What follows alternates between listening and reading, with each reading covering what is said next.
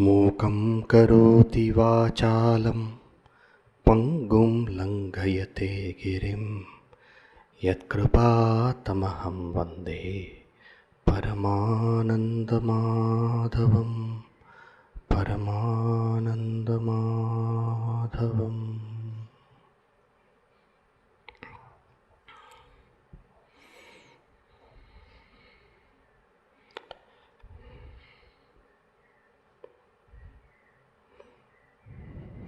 Sanatana Dharma Parichaya is the title of this camp.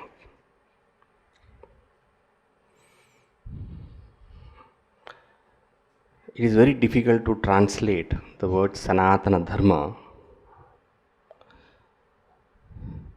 because it goes by the name Hinduism.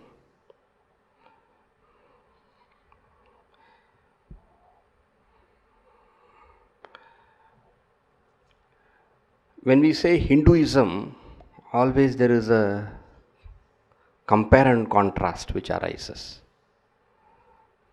because it is one of the isms. That is the problem.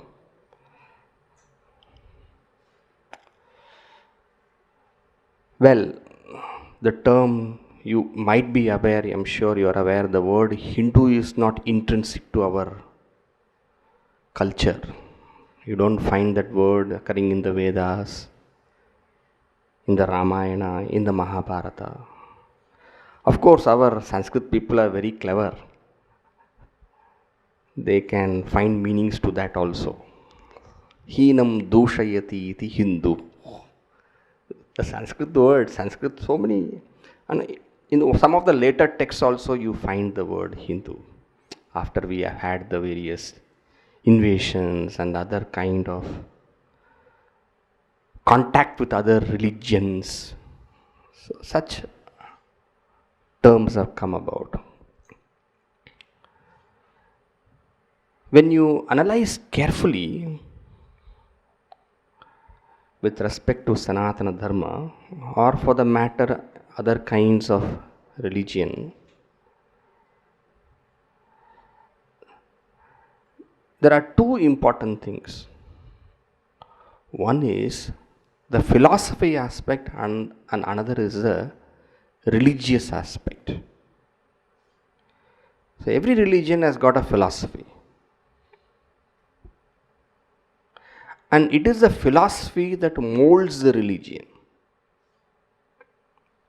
Philosophy is a vision.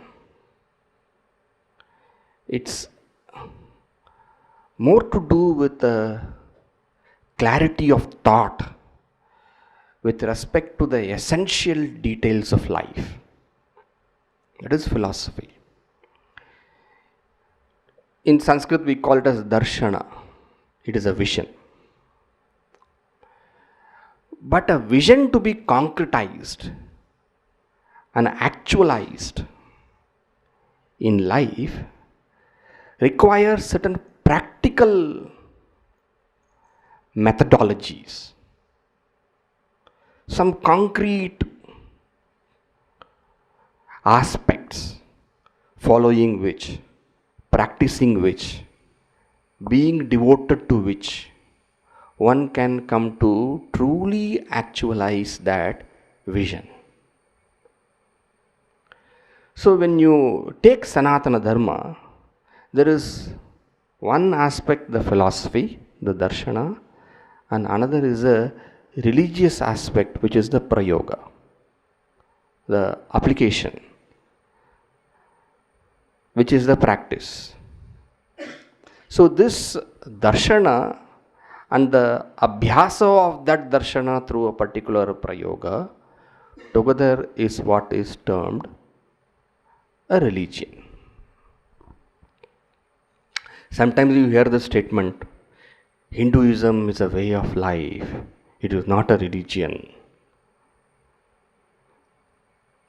People do not think carefully what they are talking. Way of life is a darshana, but for that way of life to be actualized and concretized, you require a certain set of practices.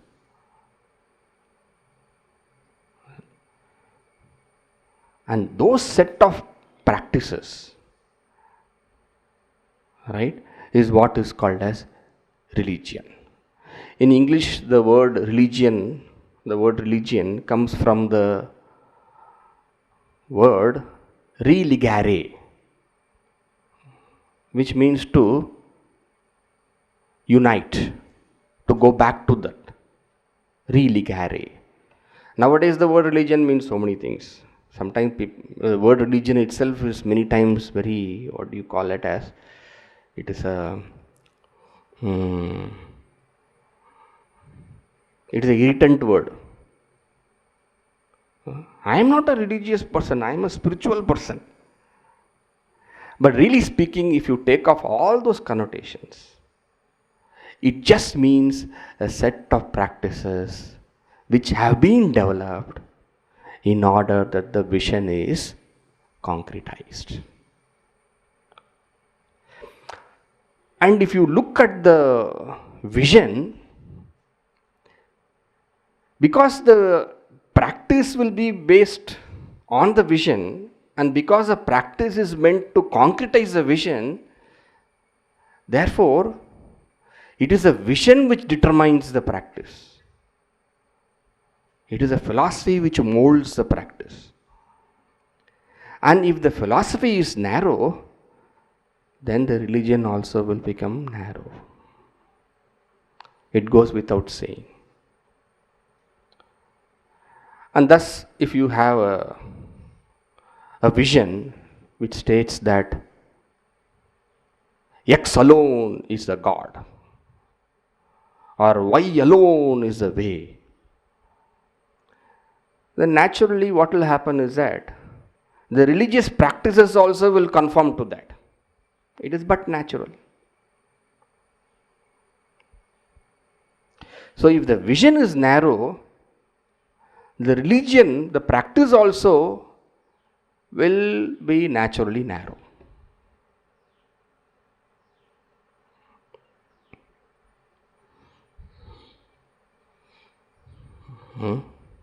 So that is the point. So there you find, you'll find in certain kinds of religion. Now you see so much in the world which is happening in the name of religion, and all the narrow-mindedness which has come about, because of which the world suffers, is because the philosophy is narrow. And unless the philosophy becomes broad-minded, there is no way the religion can be broad-minded.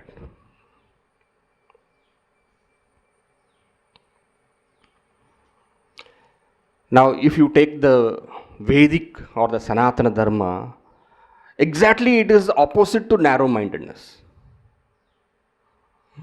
Ekam sat vipra bahuda vadanti. The reality is one, the wise call by various names. And therefore you see how the practice of Sanatana Dharma is. We don't mind God being called by any name. We don't mind any form of worship. You see? So there is a broadness in the approach of religion. And that is why, in a way, Hinduism is not a religion. Why? Because when you look at other kinds of religion, you find a very sectarian, narrow-minded approach. And therefore, religion is equated to narrow-mindedness and sectarianism. Whereas if you find Sanatana Dharma, there is no narrow-mindedness, there is no sectarianism. People ask the question sometimes. There have been so many cultures. The Egyptian culture, the Roman culture, the Greek culture, the etc., so many cultures. And all these cultures are quite old. But why is that these cultures have not survived these number of years? Whereas Hinduism alone or Sanatana Dharma alone has been able to break the bonds of time. Sanatana, most ancient and yet alive. Why is that? It is because of this. Whenever anything is narrow, it cannot accommodate.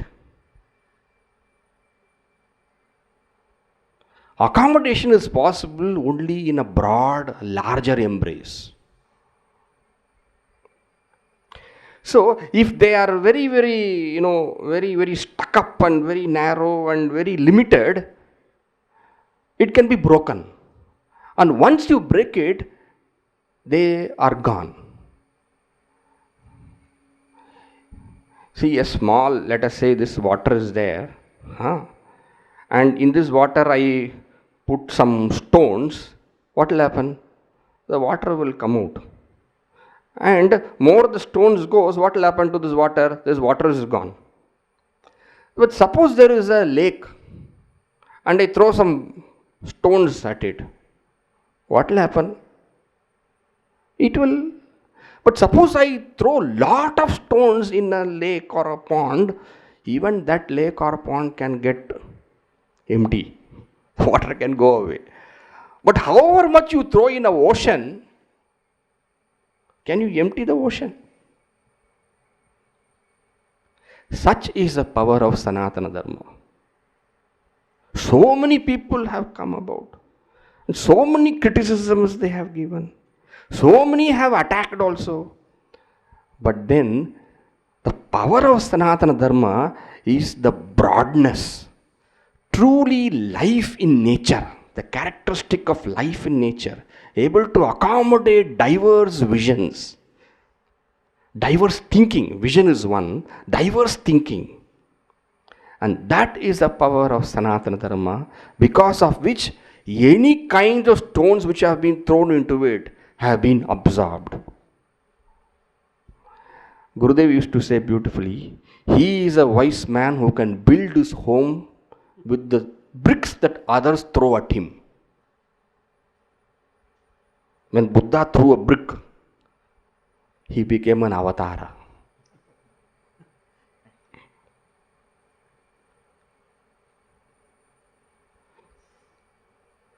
Such a great saint is there. He comes and he says, he's a good saint, he's a great saint. Over, we have no problem. But such kind of accommodation you will never be able to see in other kinds of so-called isms. Ano badrah kratavo yantu vishvatah yatra vishvam bhavati eka needam. These kind of thoughts, I tell you, is not there anywhere.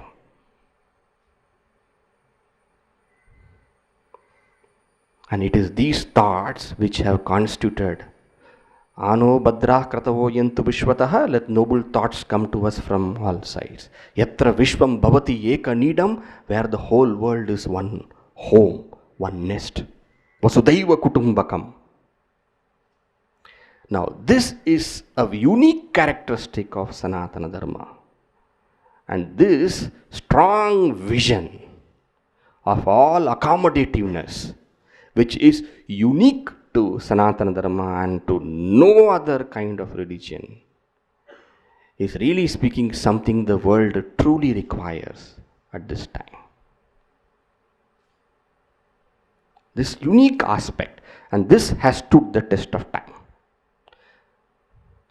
Another important aspect of Sanatana Dharma, when you look at it, unlike, see, I'm contrasting with other isms, because only then we will see what is the uniqueness of our Sanatana Dharma, Hinduism.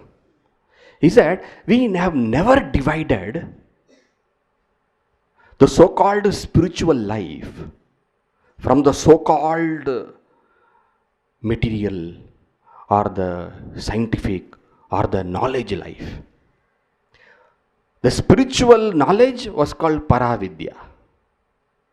The material knowledge was called Aparavidya. Dve vidye veditavye, and both of them, the Shastras say, you should know. Now, if you take at other kind of, religion, you will see that they are afraid of material knowledge. In fact, some of the very, very great scientists and all of them were put in prison also. For us, the whole knowledge was one. And whole knowledge was considered to be nourishing the individual, not just spiritual knowledge. So Galileo, you know Galileo? What did Galileo find out? Huh? The rotation of the planets and things like that. Heliocentric theory. So he was caught and he was put in prison. Okay. And he was not left out. And they tortured him. They told him, say that the sun goes round the earth. He said, but earth only goes round the sun. Tell, this is what the sacred scripture says. Tell. Finally he said, okay, I will tell. So they brought him to the top priest. And then the top priest asked him, now at least you are able to understand what is the truth. What is the truth? He said, sir, the sun goes round the earth. And then quietly he told to himself, according to you. We have no, but if you look at our tradition and culture, sun goes round the earth. And then there came people who said, no, the earth goes around the sun. We had no problem in these kind of arguments. I have not come across anybody being put in prison because of his thought. We have even encouraged such thoughts wherein God was not accepted. Forget about sun and earth, God. And we study this as a darshana.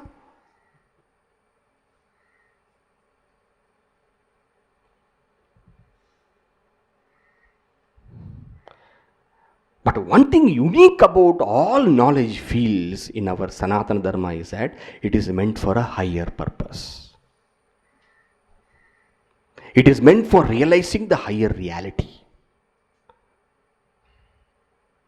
So, this dichotomy of knowledge and spirituality, which is expressed, and then they say this is sacred and this is the secular, and the sacred and the secular should not come together, etc.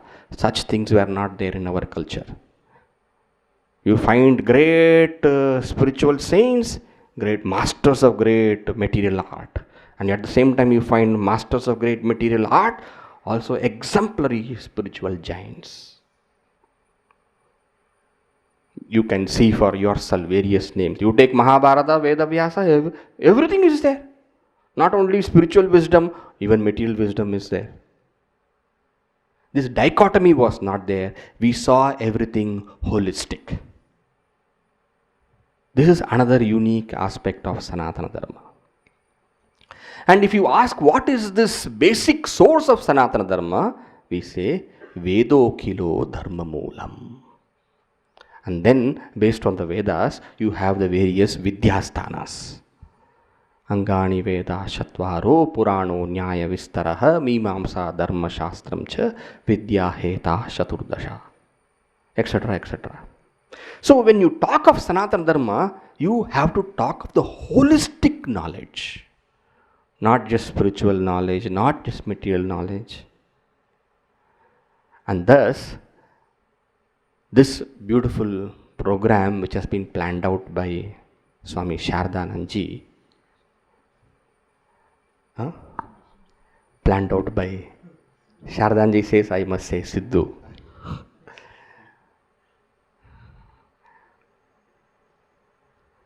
This beautiful program which has been planned out by the Lord will be a great eye-opener. We have become so confused because of this propaganda of religion. It has nothing to do with Sanatana Dharma. For us, all knowledge was sacred.